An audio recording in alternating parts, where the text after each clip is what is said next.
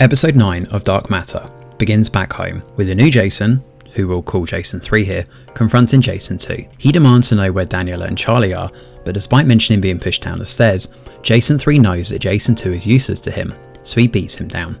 We then catch up with our Jason, on the run with Daniela and Charlie. Both of their phones blow up completely with messages from other versions of Jason desperate to be with them. They both turn their phones off and Charlie comes up with an idea. As day turns to night, they rock up at his friend James's place. This is their family's holiday pad, so there's no danger of James's parents rocking up. With the action subsiding, it allows Daniela and Jason to talk. Daniela knows this isn't going to be simple, despite what she wanted, but Jason attributes this situation akin to Max's death. Their world was turned upside down when that happened, and they managed to survive. This is just one more step along the road.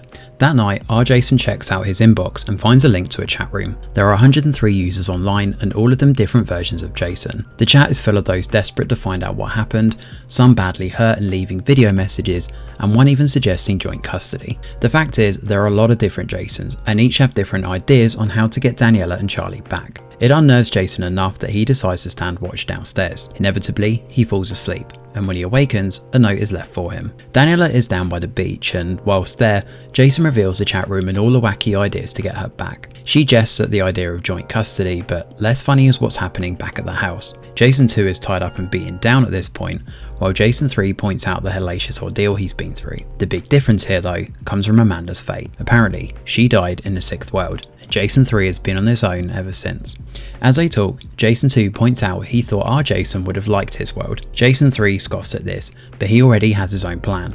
And this version seems way more unhinged and clever than Jason 2. Now, given Daniela took Blair's car to get out of town, Jason 3 figures this out and invites her over to his place. She sees both Jasons firsthand when she shows up and actually manages to outsmart both of them, refusing to hand her phone over and even macing one of them. We don't see what happens next as we cut back to our Jason hanging with his family. Daniela messages a chat room that night as a guest and speaks up that she's made her choice. This is her Jason and nobody else will come close or compare. She echoes this sentiment to our Jason later that night, but unfortunately it also seems to bring all the Jasons descending over to this house. Jason 3 and our Jason come face to face, and it's clear that this one is way smarter than the others, given he knows about the safe word. He demands our Jason strip and give that up. Just as he's complying, Jason 2 shows and kills Jason 3. He hands the gun over to Daniela when she appears with Charlie, and he atones for his sins. Jason 2 admits he's the one solely responsible for everything. He throws his car keys over to our Jason and decides to do the right thing and help them. He gives them a safe way out of the house, covering for them while all the other Jasons descend on their position. Before they part ways, he hands over the wedding ring he took and lets them escape. Now, in the car happens to be a present from Jason 2. It's the box full of ampoules we saw in the storage facility.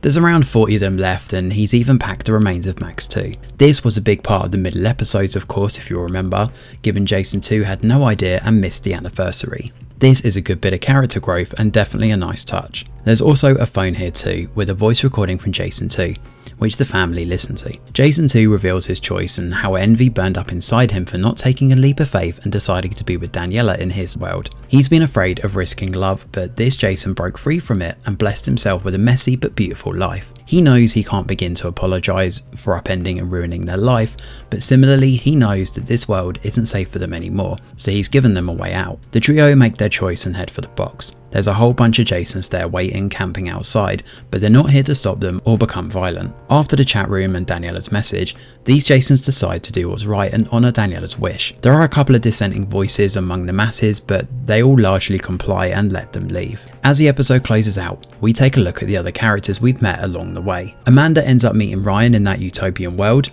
which we theorised was the same one several episodes back, while Leighton finds what he's been looking for as well. As for Blair, she finally seems to pluck up some courage and leaves that monstrous world full of creatures.